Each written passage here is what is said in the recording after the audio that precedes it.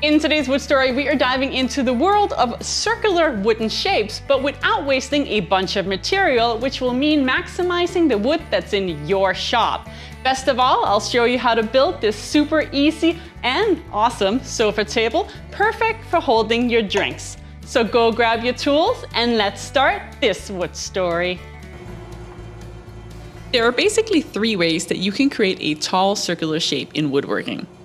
You could use a lathe, or you could use a router / CNC, but your height will be maxed out at your max bit length. Or the third option is that you can cut many small individual pieces with a mitered edge and connect them all following. Now this third option may not be an exact pie when done, but I'm willing to bet that to the naked eye, it's going to be close enough. This third option will require some math, but thanks to ChatGPT, even that piece is now as simple as pie. So the plan is, build a small circular table, make the circle at least 2.5 inches in thickness, and waste as little material as possible. To kickstart this project, I glued up 2 boards to make a 12 by 12 inch square. A total of 2 of these are required. Set these panels aside for now, we won't need them for a while. I also prepared 2 longer boards that will be used for the legs and for the special circle we are building.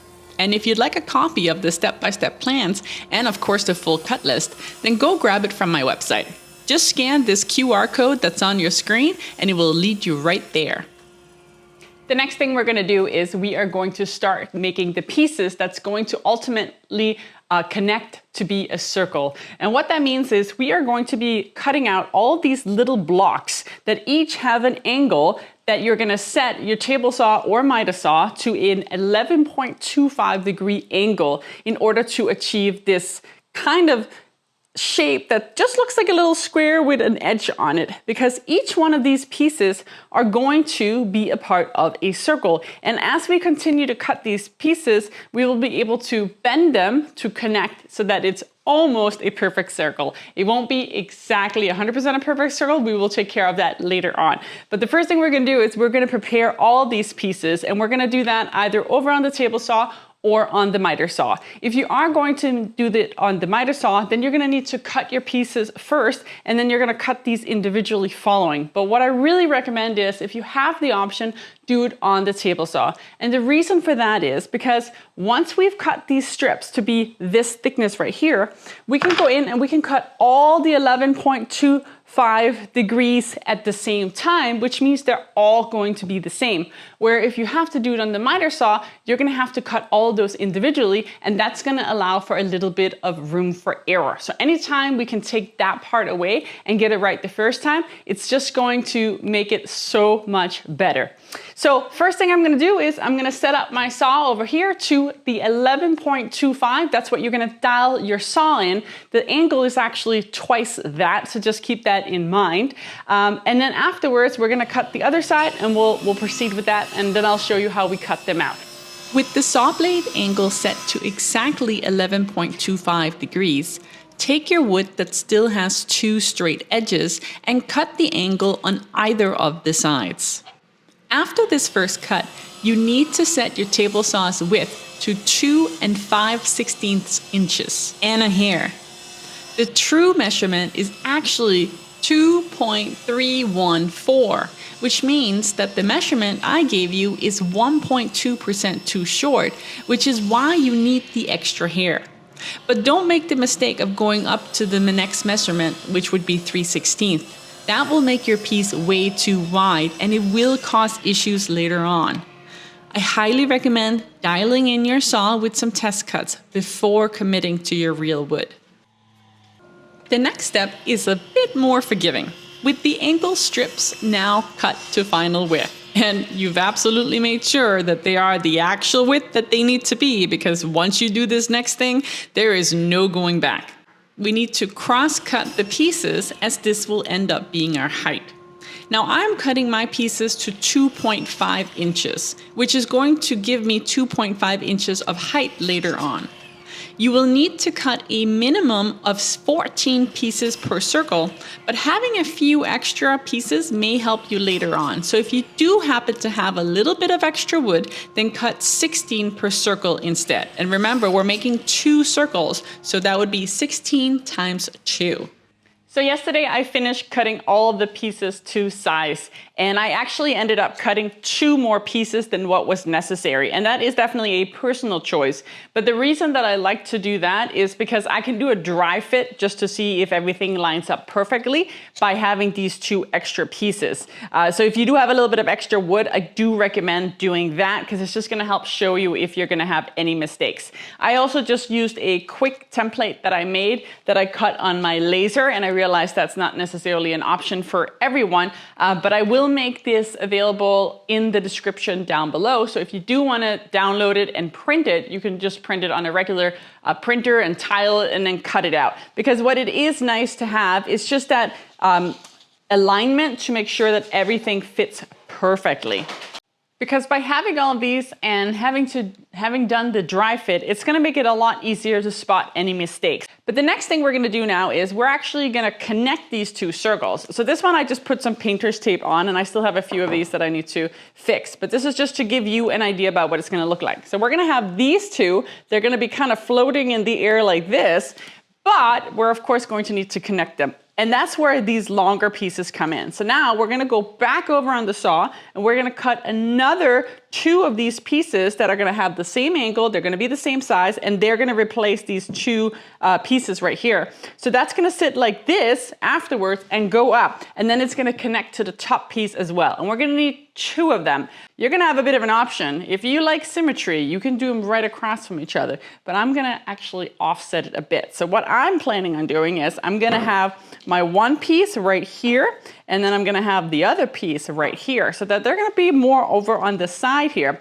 And what that's also going to allow me to do is when this table is done, it's gonna be really easy to slide it in underneath your couch so that you can get this table closer to you.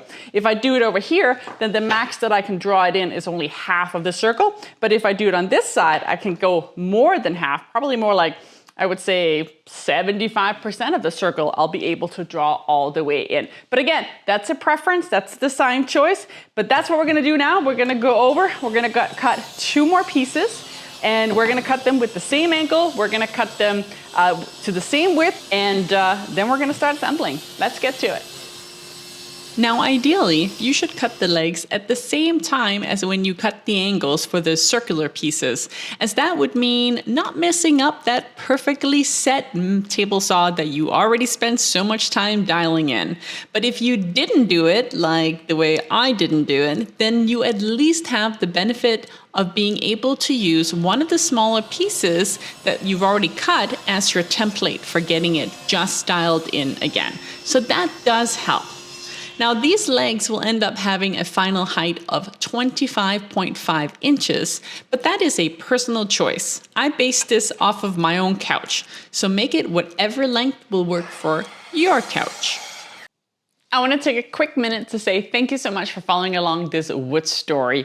And if you don't know it already, a couple months ago, I opened up a Patreon page. This is a page where you can support me even further. And if you'd like to see some behind the scenes content and kind of see what I do in my daily day when I'm not filming, then go and check out the Patreon link here. And also I want to give a big thank you to all of the Patreon members that are already following me. And if you'd like to support me even further, then I've made these really fun t-shirt. This one I call the upside down flip shirt because not only is it functional, it is also extremely practical. For example, you might be wondering why it's upside down, but it's actually so that you can read it and so that you can convert measurements right on the go, knowing that you can take something like a quarter and bring it over to the millimeter section and know that that's 6.35 in no time. So go grab that via my website right here, or even take a look at this QR code right here. All you have to do is take your phone, hold it up to the camera, and it will lead you right to my website. Now let's get back to this wood story. So I just did a dry fitting to see how this whole structure would come together.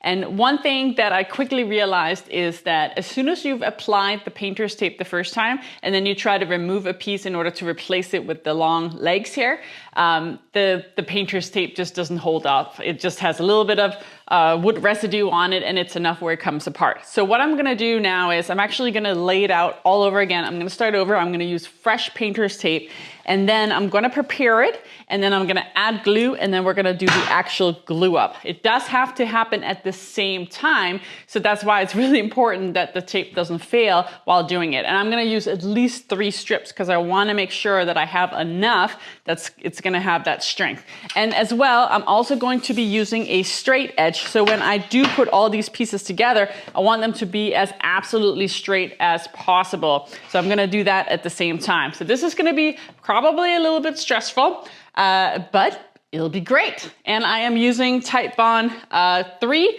just in case. This is a waterproof glue. I don't need it to be waterproof, but the difference is that it has a longer opening time. So if I do need to adjust any pieces, this will give me a little bit more time to do that. So with some fresh painter's tape applied and using my straight edge to ensure all the pieces were nicely aligned, I started the stressful glue up of all of these pieces. Now, do make sure that you have all of your glue, wipes, and plenty of extra painter's tape ready, and then just commit to the process. Now, I don't end up showing it here, but I did end up also using some strap clamps once I had it all assembled. It just really helped to tighten my miters. I might have had some small percentage of errors. And if you do too, then painter's tape may not be enough for your miters to not gap. So some clamp straps may just be the difference between getting a really good result. Yesterday, I spent quite a bit of time trying to figure out how to best make this round at the top and on the bottom on the outside. And ideally, I would have used a router bit with a templating bit and with some sort of a template that I could trace it along. But I ran into an issue, and the issue was I don't have a router bit that is long enough. This is my longest one right here, and it's not even that great of a bit. Now, ideally, I would have been able to actually do the same thing here going down this way, or been able to take my bit and go further down like that after having made the initial groove. But the problem became that I can't actually go this way because how am I supposed to put a template at the bottom here? I can't, the legs are in the way. So it didn't end up working out, and I spent time puzzling on it, thinking what the best way to be. And in the end, I actually ended up just sanding it. Sanding it ended up being my best option for getting this nice and smooth. I did use a chisel for some of the edges here first, just to take away the majority of that little curve that was there before. But really, it was like a 2-second chisel on each of them, and then I just went around with the sander and I went down the different grits in order to get it nice and round. But now for the inside, we still have the same thing on the inside. And again, you have the preference. Do you want to leave it round or do you like this? I actually like it. I think it's a little bit of a feature to have things not be completely symmetric on the inside, but that is a personal choice. But what I will go ahead and do now is just sand the inside, because before we cut the bottom for these, I do want these to be really nice and sanded. That's just going to make it a lot easier. Remember those wooden panels we glued up at the start of the video? Well, we're gonna need them now. I started by planing them down to 3/4 of an inch in thickness, and they could be made thinner, but the extra weight is going to help to not allow this table to tip over too easily. And once planed, I traced the bottom of the table with a Sharpie and cut the circular shape out on my bandsaw. So I finished cutting out the bottom here, and my plan for this bottom is actually not to have it on the bottom. This piece is gonna go right here. So this is the second piece, but just to demonstrate, it's gonna sit in like this. So essentially it's gonna cover this whole top, which is also why I'm not worrying too much about what the inside looks like for this bottom one, because it's going to be covered up. But we are going to have a couple of challenges because we have these legs in the way and we need to make this fit around it. So what I've done is I've marked out some different spots in here to make sure that I knew exactly where I had cut this, just in case my circle wasn't 100%. I'm not saying that it's not, but just in case. And then next, what I'm going to do is I am going to just draw on the inside so that I have absolutely exact measurement. And then I'm gonna trace the cutouts that I need to make. And that's gonna be the most precision work that we're gonna have to do in this project. And you will need a jigsaw, ideally some chisels if you have them, because we need to get as accurate as at all possible in order to make this fit. So the very first thing I'm gonna do is I'm gonna trace it out on the inside, and then I will line up the different marks for these cutouts. Let's do that. Remember those extra ones we made in the beginning? Well, they're gonna come real handy again, because now I'll be able to use them as a tracing device. So as long as I have this in between my two marked areas here, then I can trace the correct angle. And that is the amount that I need to cut away. Now I am going to cut a little bit on the inside here, and then I will mark the rest of it as I go along, just to make absolutely sure it's a really nice tight fit. But this is definitely very helpful. To make the holes that the legs will sit in, I used my bandsaw to remove the majority of the material. And then it was time for those good old-fashioned hand chisels. Oh, it would have been so easy to do this on the CNC, but I had committed that this project was going to be CNC free, and I'm holding myself to that. But don't think I wasn't considering it. Now, my chisels are in desperate need for sharpening, but I'll let you in on a little secret. I don't know how. So I may need to put that on my to learn list. So if you have some good recommendations for other YouTubers who teach this, hopefully using simple tools that's not too expensive, then please share your feedback below. I would love to learn. Regardless, I got it done eventually, and I was feeling pretty proud of myself for using hand tools. Okay, so it's the moment of truth right now. So what I've done is I've used, again, these little extra pieces that I had as leftovers just to see if it's actually gonna fit. Because if these fit, then these should fit as well, which they do. So everything looks good right now. But as you can see, it's gonna be a little bit tight to get this in here. I might have a little bit of scratching, but it will need a little bit of a beating to get in here. So yeah, let's see if it works. Because once it's in, I might not be able to get it back out again. So I'm gonna try to finesse this as well as I can.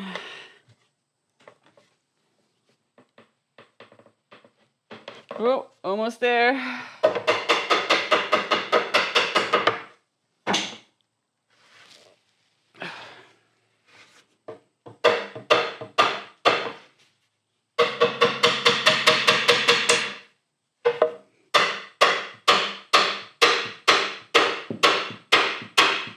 Oh, there we go. Whew. All right. It fit. Okay, great. So now I'll be able to glue this to the bottom right here. And then after I've glued it, I am going to make sure that it is absolutely properly round, similar to this as well. And then we'll just fill in the very small imperfections with a little bit of wood filler at the end. But this is looking really great. I'm very happy with that. So I just flipped the piece upside down, but we are actually working on the top now. And this time we're gonna cut a piece that's gonna fit on the inside of the wood, where before it was fitting on the outside. So I'm gonna once again trace the whole thing on the inside. But one thing I will urge you is that when you go to cut it, be very careful that you don't go all the way towards the line, because this time we're making the line, and then if the line is right here, and you're cutting right on the line, then you're actually cutting too far in. So just be really, really cautious with that. Go slow, just work your way through it. Again, we are still working with some angles on the inside here, so it's not gonna be perfectly round, but that's part of the fun here. But now we're really gonna get into our cutting skills. So let's do this. So this is where we're at right now. I have fitted the inside here. I cut it and then I sanded it. I do have some slight gaps I'm gonna have to fill with some wood filler afterwards, but we'll make it all seamless when it's done. And then below here, same thing. The fit is great. I have a slight little thing here that needs to be filled in, but you know what? That's just the name of the game here, how to fix your small mistakes, right? That's woodworking. Now, this does need to go a little bit further down. Right now, you can see it's not quite sitting all the way down to the bottom here. I just needed a way to keep it attached. But what I'm actually gonna do is I'm gonna go over and grab some scrap pieces of wood that I'm gonna put underneath here, and then I'm gonna glue it and I'm gonna insert it. That way it'll be able to lay flat while it is gluing. So that's gonna be the next little thing that we'll do here. We'll get this glued up together as well. So I'll glue all this up tonight, and then tomorrow I will come out and do the final sanding and routing and finishing touches, maybe some stain. I haven't quite decided yet. So yeah, let's get this all glued up so that it's ready for final touches tomorrow. This is where I left my project yesterday. I got the bottom glued on and I got the top glued on, and I didn't realize it, but my camera had run out of juice, so I did not film the bottom being glued to it. But I think you can pretty much guess what I did. I basically just added glue and clamped it together. So no brainer there. But now let's take off these clamps here and get the finishing touches done so that this one can be operational real soon. I ended up filling the small gaps with a mixture of white oak sawdust and glue, and I spent several hours sanding everything. I did use my router for some of the roundovers on both the top and bottom of this table, and then I applied a white gel stain made by Minwax. And with that done, this project has come to an end, and I actually managed to do what I set out to do, which was to create a circular table wasting as little material as possible and using standard woodworking tools found in most hobbyist shops. And yes, some of you will say, ooh, but I don't own a joinder. Well, guess what, Jimmy? You can pre-buy already square wood. It's called S4S. So don't give me your excuses, and instead figure out a way to make something with the tools you do have in your shop. So tell me in the comments below, how would you go about making this table in your shops with the tools you own? I'd love to hear it. Thank you so much for watching. Don't forget to grab the step-by-step plans for this project. Just scan this QR code on the screen right now. And don't forget to like, comment, and subscribe. I will see you soon in the next Wood Story.